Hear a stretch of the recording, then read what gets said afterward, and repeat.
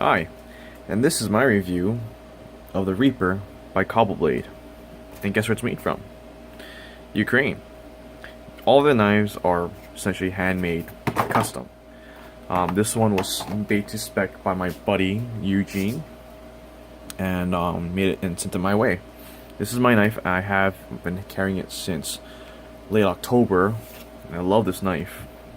When you get the knife, it comes with your blade, of course, Kydex sheath with a carbon fiber finish, this card that details the specifications of your knife. So the steel is Boulder K110, handle black G10, and birth date, of course, October 15, 2016. Now, if you're wondering what K110 is, it's essentially Boulder's equivalent of D2 steel, literal equivalent. And if you're familiar with Boulder makes exceptional steel called M390 and LMAX, which is used in a lot of knife companies such as ZT, Kershaw, of course, Microtech, Benchmade, a lot of the big manufacturers, and of course even the custom guys like Marfione, Strider. No, Strider doesn't do it. Who else uses these steels? But you could do your research on that. But a lot of people, including myself, I'm a big fan of Boulder's stuff, and K110 is not a shitty steel at all. I beat the crap out of this knife. Granted, I'm not an outdoorsy guy, but I do with things at home. Bottle opening, prying. Probably shouldn't do that, but you know, why the fuck not? So let's go into the knife. So here's a knife. It's exceptionally ergonomic. It's very comfortable. It has a very comfortable and natural grip. When you get it, it comes polished. Let's see that focus real quick. There we go. Nice mirror polish on the edge. And it's not hard to hone either. So their knives are sharpened at, I believe, 19 degrees. So if you have a wicked edge, have at it. Or if you want to freehand it, have at it. Edge retention's good. I don't take much time to re-hone it on a sharp maker that I have at home. And it cuts really nicely. The way they design it, it feels it's perfect for slicing items, chopping, or even stabbing. But you know, of course, don't do that. I'm not suggesting stabbing, but you know what I mean. The one thing the knife doesn't include is this Predator lanyard bead that I bought from Amazon, eBay. Literally everything on this knife is from pretty much Russia/Ukraine. Beads from Russia. I could link you to who makes this and sells it.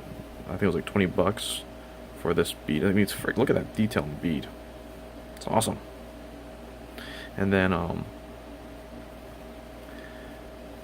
here's the fine details of the knife. Each one is like nicely sculpted. Each knife they make is nicely sculpted, and it kind of adds as a non-aggressive, and decorative, functional jimping. In other words, this knife I usually carry for backup if I don't want to use my folder. What else I need to say about this? Oh yeah, the Kydex sheath. What I like about this sheath compared to a lot of fixed blades I've dealt with, such as Bastianelli, Strider, Medford, who else? Even like Benchmade. I just like some sheaths I don't like because you don't get a really good purchase on them when you want to grab it out. But this, it's easy, it's nice, just like that. What I mean by that is that they have a nice what do you call it? Beveling? No, not like, well, a rim to easily extract, to seat your hand, your thumb, to draw it out of your hand, your pocket, your pants. So when I pull it out to extract, just like that. I'm not even putting a lot of force. Oh, hold on. Oh, shit. There we go. And what's really nice about this knife is that I carry it on my waist, sideways, on my belt. And when this is covered by my shirt, it's literally concealed. You cannot see this knife. Like, there's no imprinting like a gun or anything. It's perfect for concealed carry. And when I sit down, because this belt loop pivots, it contours to when your leg folds in. So let's say this is when you're walking, and then when you sit, the belt loop pushes the knife down, so it's kind of, your handle is towards your crotch, and this is against your thigh. So, and you don't even feel it, which is really nice. I'm 5'9", 160 pounds, and this doesn't hinder me on my daily daily basis. It's comfortable.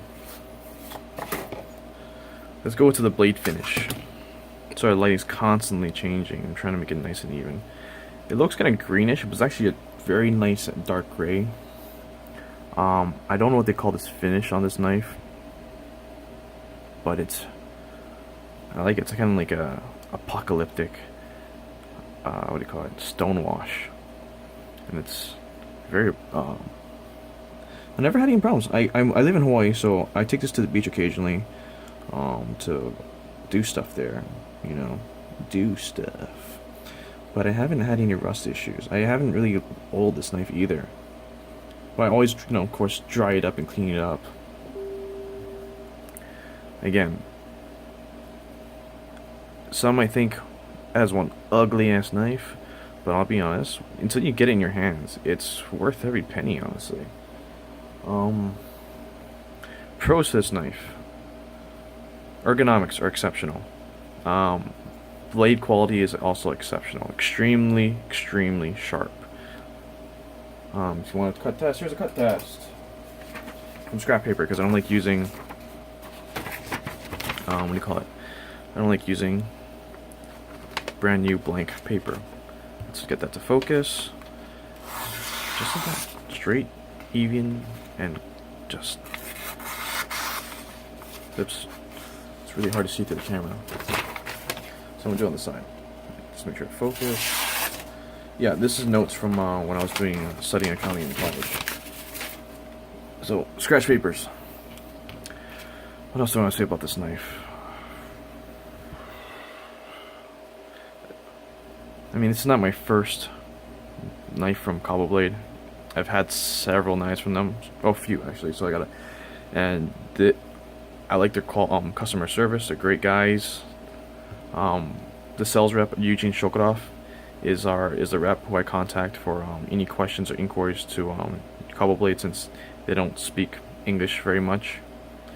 And I can link you to who he is and whatnot if you're interested in buying one of these knives. And the price is not insanely expensive either. This I paid, I think $200, $175, $200. I don't remember, but that's the price out of them. Oh, and look at this. What I like about the lanyard bead here is that they put a I might have a brain fart right now. I don't know what the fuck I'm trying to say. This little metal round thing inside, so that your lanyard doesn't get worn up from the G10 or steel inside. But that's only featured in their Reapers. Only the Reaper. Cons now. Cons to the knife. I don't honestly have much to say. I really like carrying this. This is one of my favorite knives they have. Great backup. I really like is that they don't laser engrave their logo here. It's stamped. See here, stamped. And when you order a knife, you could actually have the option to like have the steel type and the Rockwell hardness on it or not. You can come completely naked if you like. I just like having the the steel type and of course the logo on it. In fact, even Jim Skelton has one of these. You can head up his page and check it out. He hasn't done a review on yen yet, but we sent him one as a gift to just represent and check it out. But please, if you're interested in this knife or their company, I could vouch for them. They're great guys. Shipping might take a while because they're all in Ukraine, but the details, the handiwork, everything is the best, bar none, or whatever the fuck it's called. Yeah, there you go. There you have it.